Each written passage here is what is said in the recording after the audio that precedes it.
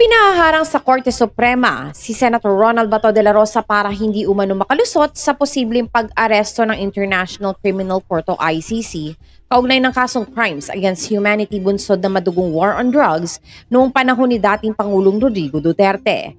Sa inihaing motion for reconsideration ni Barry Tayam, isang guro at dating kandidato sa Kongreso sa Las Piñas City, kinuwestiyon nito ang umano'y proteksyong ibinibigay ng Senado sakaling tangkain ng ICC o ng Interpol na arestuhin si De La Rosa.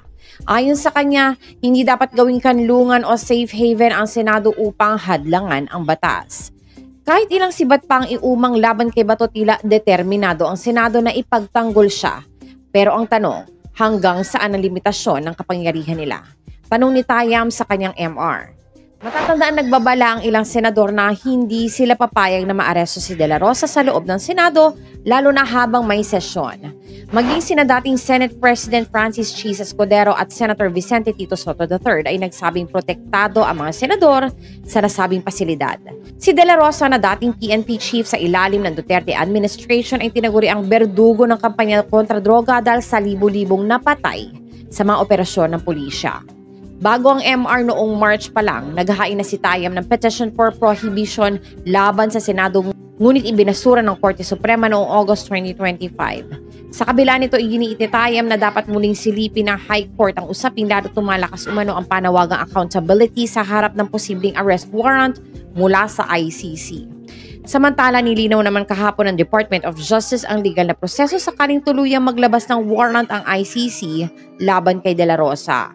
Ayon kay Prosecutor General Richard Anthony Fadulion, dadaan muna ang ICC warrant sa Department of Foreign Affairs bago isumite sa Philippine Center on Transnational Crimes at saka palang ipapasa sa mga lokal na law enforcement agencies para maisilbi.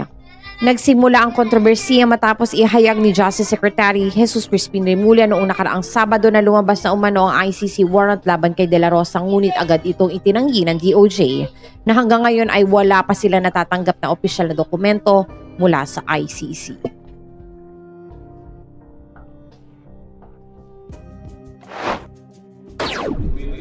Absent sa sesyon ng Senado ngayong araw si Senador Bato de la Rosa. Inaabangan pa naman siya matapos sabihin ng Ombudsman na may warrant of arrest umano para sa kanya ang International Criminal Court o ICC.